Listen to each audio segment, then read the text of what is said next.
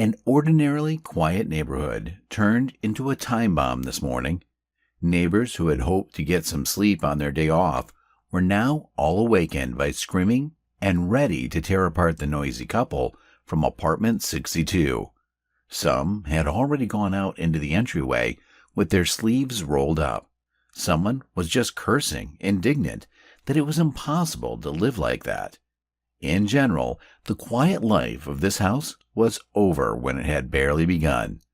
The mother and her 2 infants, who could bawl practically all day, had just moved out of the apartment, and now there was a period that confused everyone. There was a lull, and then the conflict flared up again.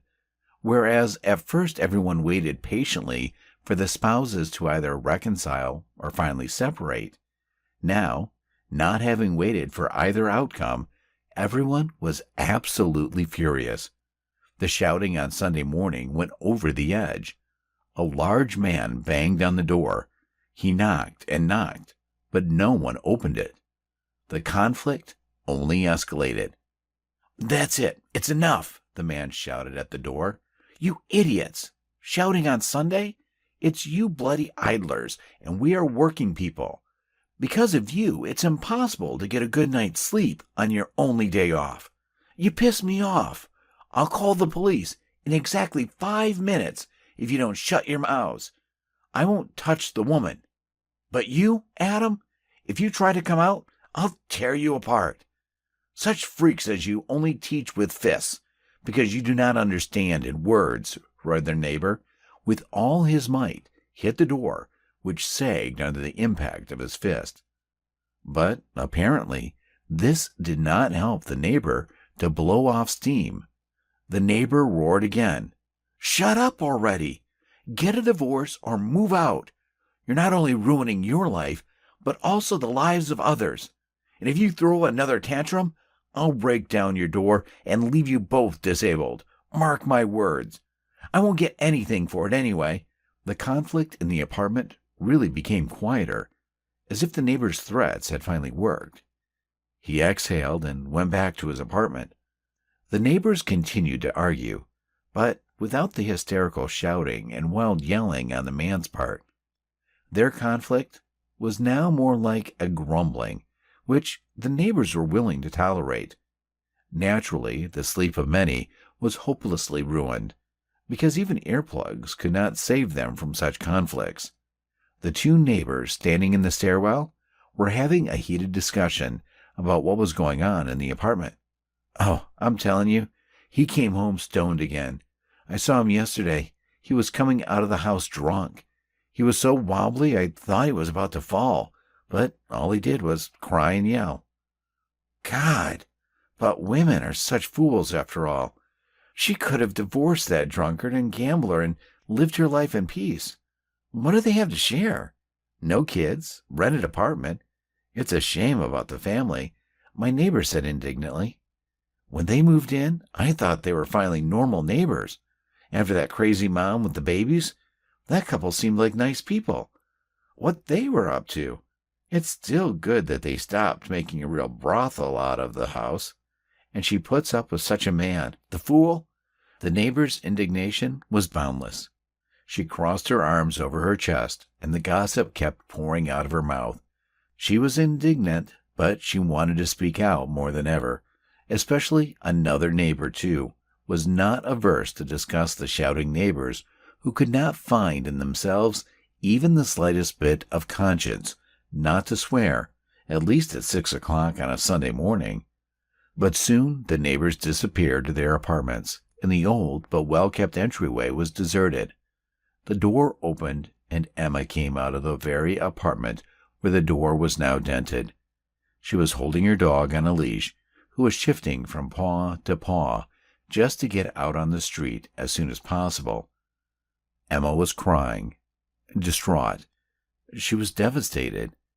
This marriage had changed her so much that she looked not 20 years old, but 7 years older. She had only gotten worse lately. She had grown completely thin. She has sharp cheekbones. Constant tears caused bruises under her eyes. She just didn't look like the young girl she used to be. She walked down the stairs and out into the street, taking a plastic bag out of her pocket, preparing to clean up after her pet. The dog was the only thing she had left from her past happy life. This marriage was the biggest mistake of all.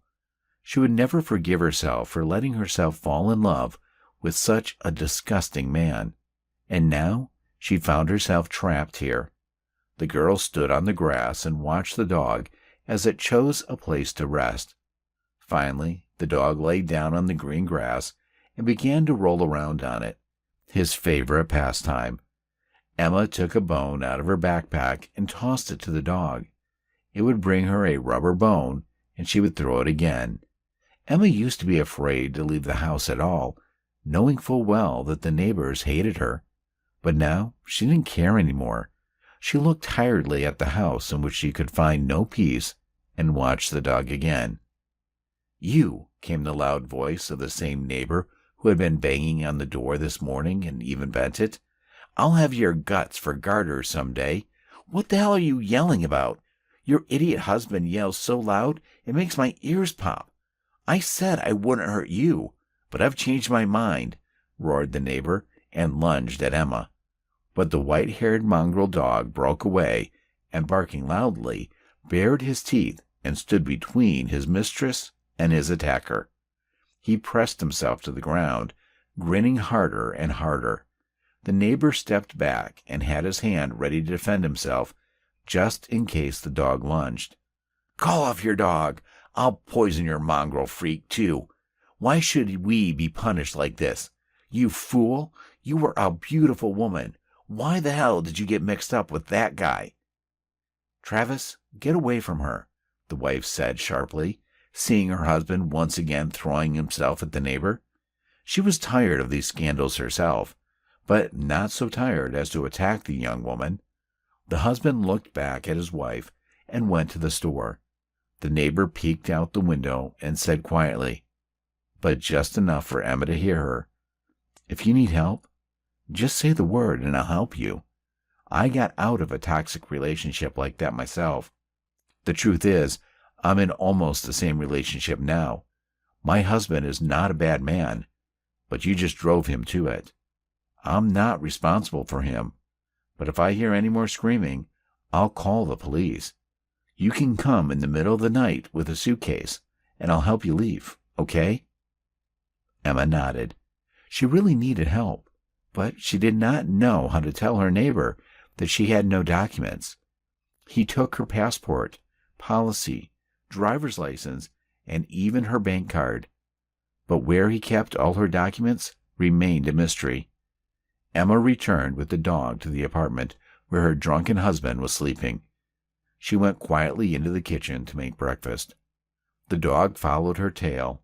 She was really scared this morning, only she wasn't afraid for herself, but for the dog. It was her only ray of light in this hopeless darkness. Emma looked at the dog sometimes and thought she should have given him into the good hands, just so the dog would be happy. But without a dog, she couldn't survive in this worthless apartment. Emma listened to her neighbor's words. She knew she had to get out herself. But what would she do without papers? What would she do without money? Most of all, she was afraid of being left to wander on the streets because she had no one to turn to. Emma had made her breakfast and was serving food when her husband woke up and entered the kitchen. With a hangover, he was ready to eat anything. Emma sat across from him, and the dog sat next to her. She rubbed it behind the ear. "What did our neighbor catch you?" her husband asked, even in spite of his spouse. "The old geezer always thinks that he will not get anything for it. Well, my friends, we'll come. We'll prove to that ghoul that we're stronger than he is. That neighbor, Travis, thinks too much of himself, and how he and his wife fondle the whole house also hears, except that no one comes to yell under the door, indignantly at him, laying in a plate the second portion of salad. Aren't you sick of it? We've got to get out of here. It's more like a surreal life than a normal one. Even with a hangover, you don't know why your dog barks when we fight. Is it protecting you? I'll kill it and you before she knows it. I still don't get it. Why the hell did you take an ordinary mongrel dog? You had the money, so you would have got a normal dog. But this looks like a Dalmatian, only there are no spots. But it's still not a dog. A pit bull, an American bulldog, wolfhounds, these are real dogs," the man continued. With a hangover, he was carrying everything. "You were with another woman yesterday," the girl said, trying not to rekindle the conflict. She was silent again, because she didn't know how to find the words. Her husband's cheating was becoming so obvious that it had become unbearable, and he only smiled. "And what will you do to me, reckless fool? If I have 2 women, you shouldn't worry about it. And further, set the table tonight. My friends will come. We will play, and if you dare even open your mouth in front of my friends, then you yourself know what I will do to you. So know your place, woman, and your place is at the stove, and clean the whole apartment before evening," he said with a smirk. "We need so many snacks and drinks to last until the morning. And don't worry about the neighbors. James has everything under control. He will agree with the police that no one will come." He laughed when he saw her distraught, rather sorrowful face. "Why are you staring at me? No one will save you if you get hurt. You can't even count on that. You're dumb. A woman is a woman. What are you talking about? It's your job to have kids and serve your man. Who do you think you are? That's it. This conversation is over," Adam said firmly. He got up and went into the living room. Emma heard the sound of the cap flying off a bottle of beer. Another bottle of beer. And it was only morning. Emma could feel the tears running down her cheeks. She was trapped, and it was getting harder and harder on her. Maybe it really would have been better to stay outside than in these conditions. The dog put his paws on her lap, reached up, and licked his mistress's crying face. The woman hugged the dog and felt its warmth. Her closest friend, her only close friend, even though this dog was not human. Emma could hear her husband talking to some friend as they discussed the evening drinking. Emma cringed, realizing that she would have to endure another nightmare, surrounded by her husband's friends. Only she had a hunch that tonight would turn out much worse. Emma went outside, leaving the dog at home. She wanted to buy groceries at the store, but immediately ran into the very same neighbor. "Okay, I'm sorry," Travis said, rubbing the back of his head. "Well, I got angry. I know what it's like for you. Well, rather, I don't know. My wife told me how you can get addicted to a man, and then you can't find your way out. You come to me if you need anything. I'll put pressure on him, and you will go away if you need it. My wife told me it's not that simple, but you can count on us if anything happens, and I ain't gonna hurt your dog. You don't have to be afraid. But I can't guarantee your husband's safety," Travis said. He patted the girl on the shoulder and left, returning to the entrance. The girl bought the items on the list and returned home. She understood that in her situation, support was more important than ever, but she could not ask for help. Suppose she ran away? Then what would happen? The neighbors don't know what Emma is actually rich, that every month she gets a lot of money on her card. They don't know that her husband has that card. Every time her husband went out, she looked for where he might have hidden her things, but she couldn't find any documents. She already suspected that he wasn't hiding her things in their apartment, but most likely with one of his friends, and she couldn't leave the dog behind. She knew that in her husband's hands, she would die. Emma got busy cooking. She knew that at first the company would only be drinking and playing cards, and when the concentration of alcohol reached a certain level, they would get a gorging attack and a real feast would begin. She cooked a roast. She put the potatoes to boil, prepared appetizers and main courses, but all she could think of was that she had to get away from here by any means necessary. No more tolerating the horrible attitude. She had to stop waiting for help. At the end of this week, She wanted to pack her bags. She would run away when her husband went to play with James, and I don't care how her escape ended.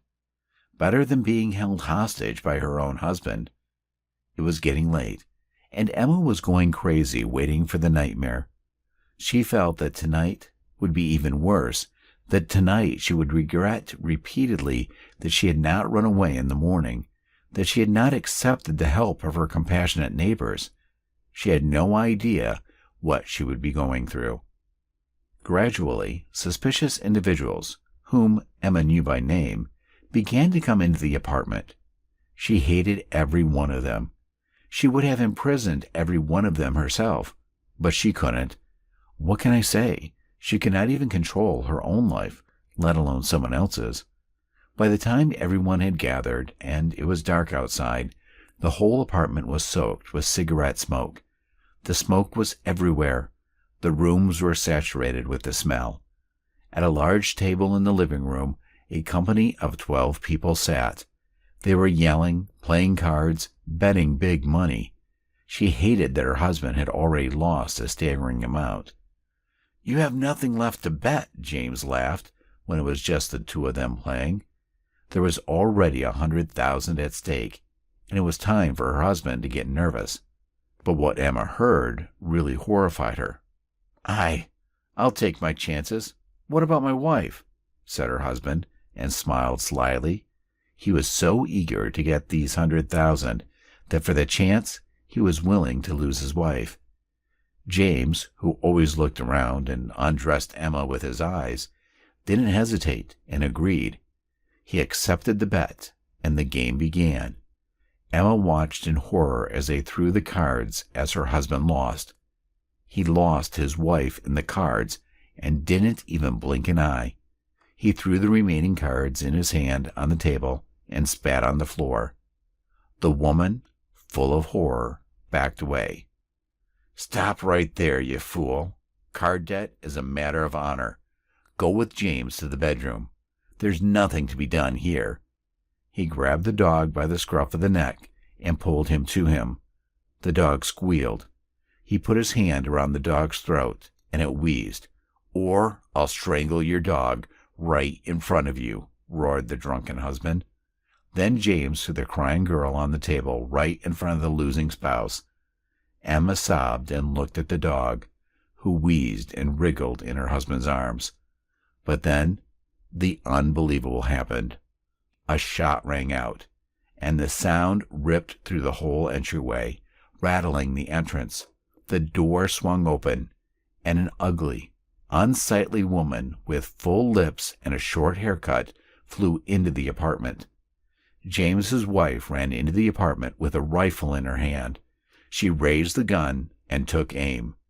She shot sharply at the ceiling, and plaster fell on everyone. Everyone instinctively dunked to the ground. "You moral bastards! You're all going to jail," roared the woman. Not 5 minutes later, Travis burst into the apartment, taking advantage of the fact that the apartment was open, and the picture that appeared to his eyes was terrible.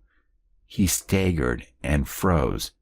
"Hey, let her go, and you drop the dog. Drop it, I said.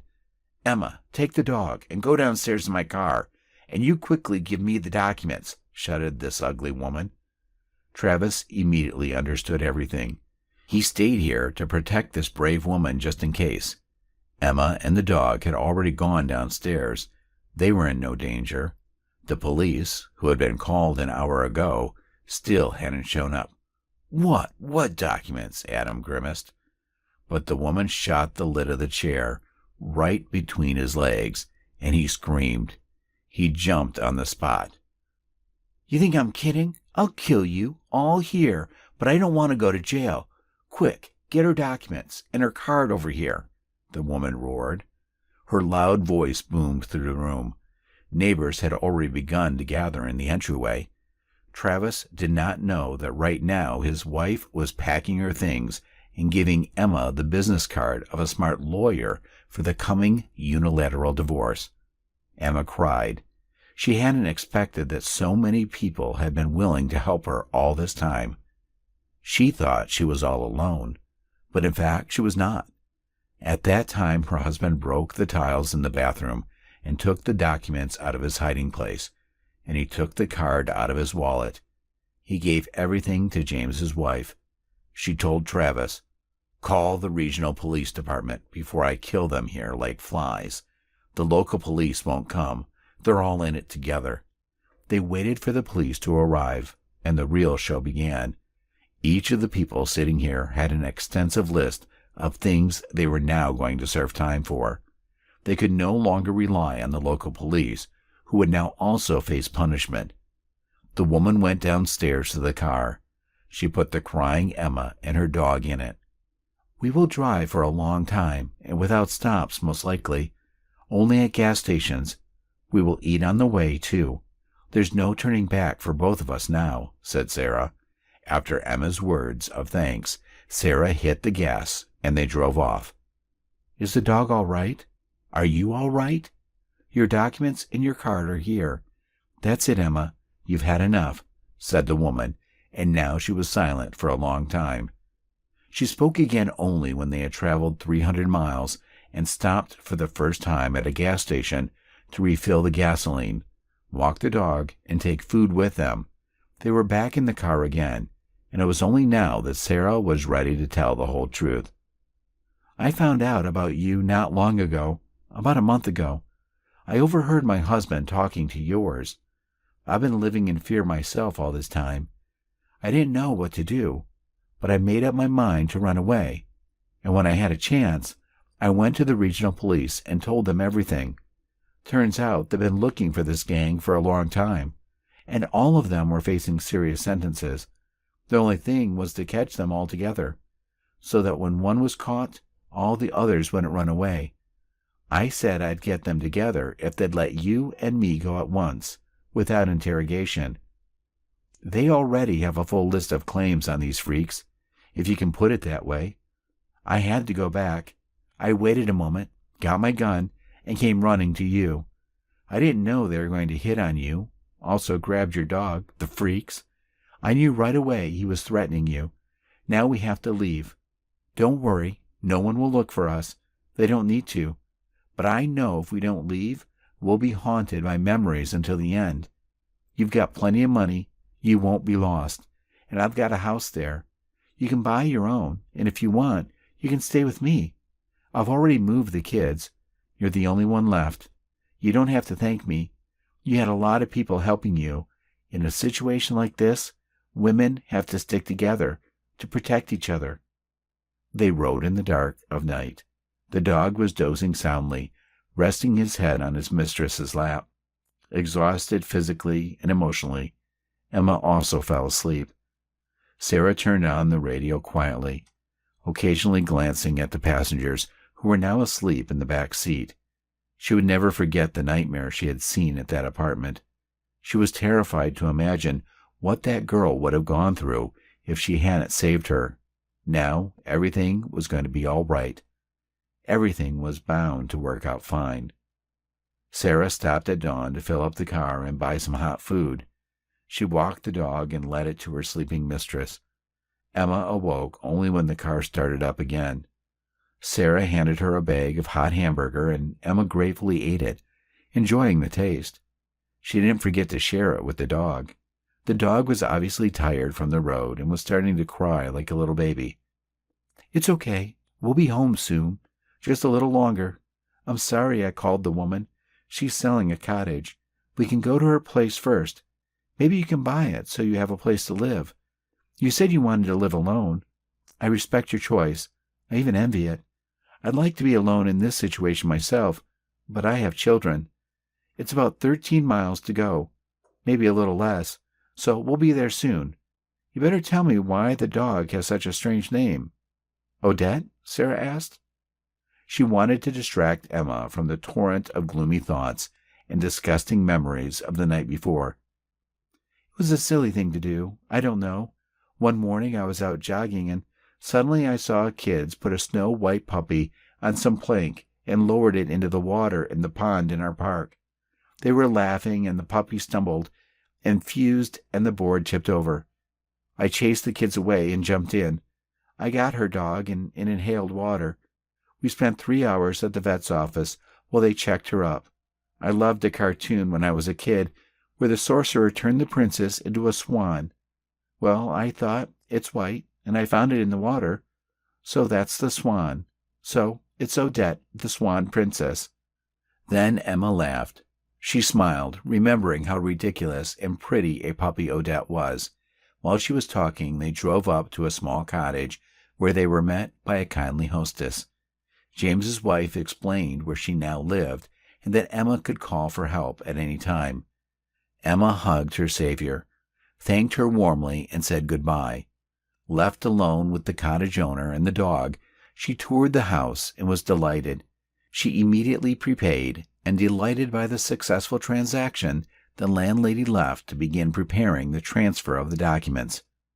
Emma was alone for the first time in such a long time, and for the first time she felt happy.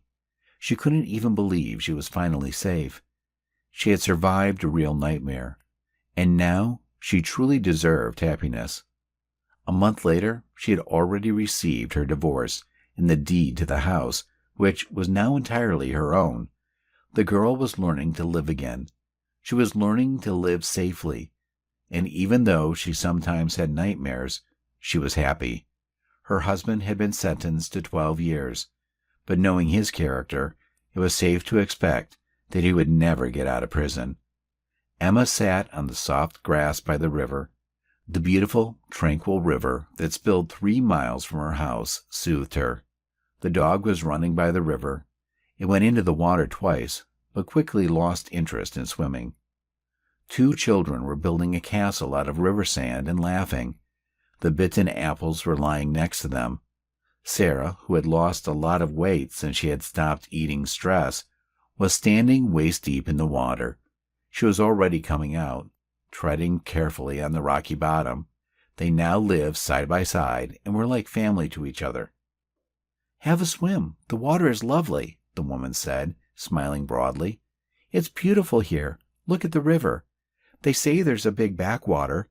Fishermen sit there. We could go fishing, too. I've been fishing all my childhood, and I'll teach you," said Sarah. She sat down next to her friend and asked more quietly, "Do you still have nightmares?" Emma nodded at her question. "Nothing. It will pass. We're both safe now. I hope the children will forget what they've been through. They're so happy now, so joyful.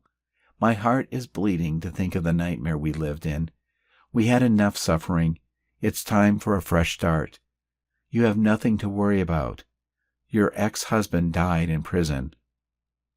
"Yes, it became a lot easier," honestly admitted Emma, who was informed about the death of her ex-husband from an overdose. At that moment, she felt like a weight off her mind. She was learning to live happily. She was learning not to be afraid to live and to wake up every morning. She didn't rush herself. She understood that it would take a long time to get her life together, but still, she was much happier than before.